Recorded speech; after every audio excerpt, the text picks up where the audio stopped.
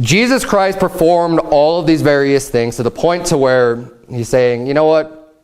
If you can't receive this after all I've done, there's no more forgiveness offered. This is where people become reprobate. But I digress. I don't want to get too far off into the rabbit trail. Go back to Mark chapter 1.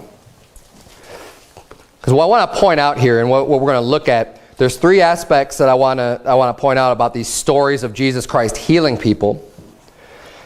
And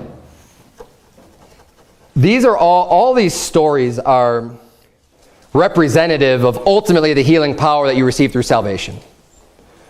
But I want to point out three distinct things about the way that Jesus healed. And the first one I want to point out is that it's immediate. This wasn't a slow healing. It didn't take a process. It didn't take a week. It didn't take even hours. You're in Mark chapter 1. Look at verse number 30.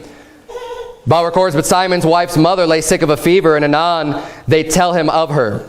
And he came and took her by the hand and lifted her up, and immediately the fever left her, and she ministered unto them. We're going to see that word immediately quite a bit during the healing of Jesus Christ. Jump down to verse number 40. And there came a leper to him, beseeching him and kneeling down to him and saying unto him, If thou wilt, thou canst make me clean. And Jesus, moved with compassion, put forth his hand and touched him and saith unto him, I will, be thou clean. And as soon as he had spoken, immediately the leprosy departed from him, and he was cleansed.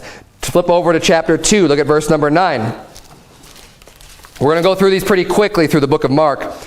Verse number 9, chapter 2. Whether is it easier to say to the sick of the palsy, thy sins be forgiven thee, or to say, arise and take up thy bed and walk, but that you may know. You see, again, more proof of Jesus' ministry, saying, you know what? Because he had already said, thy sins be forgiven thee. When they lifted down, they broke up the roof, they lifted down this man that was sick of the palsy. He saw their faith and he said, son, thy sins be forgiven thee. And the people that were standing around, some of the Pharisees were like, who does this guy think he is? Only God could forgive sins. So he's making another proof. He's saying, okay, you want proof of who I am? You want proof that I actually can forgive sins? He says, but that you may know that the Son of Man hath power on earth to forgive sins. He saith to the sick of the palsy, I say unto thee, arise and take up thy bed and go thy way into thine house. And immediately he arose, took up the bed, and went forth before them all, insomuch that they were all amazed and glorified God, saying, we never saw it on this fashion. Now, we have so many accounts of this. So many accounts of this. If this was all just a fraud, don't you think it would be a little bit more widely known that this was a fraud during that time? Now, we know that there are people, the Jews claim that it was a fraud.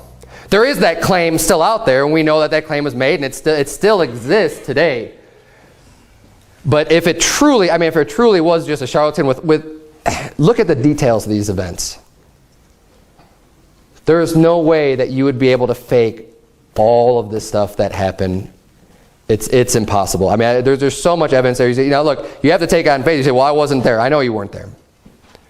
But it still needs to be, it needs to be taken on faith. But it's a reasonable faith. It's not just totally blind and just unreasonable.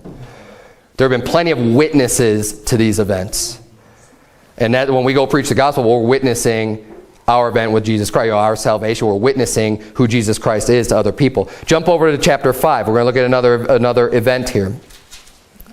But notice, immediately the fever left him. Immediately the leprosy departed from him. Immediately he arose and took up his bed. Look, that guy had palsy. There was no cure for that.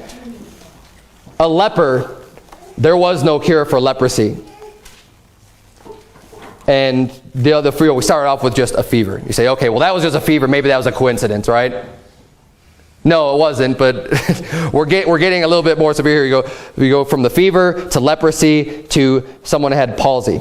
Mark chapter 5, verse 25, and a certain woman which had an issue of blood 12 years, and had suffered many things of many physicians, and had spent all that she had, and was nothing bettered, but rather grew worse, when she had heard of Jesus, came in the press behind and touched his garment.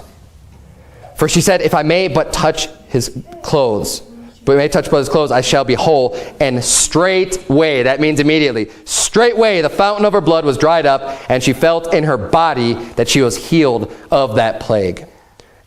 Immediately. She hears about Jesus, she goes to Jesus, and she's healed.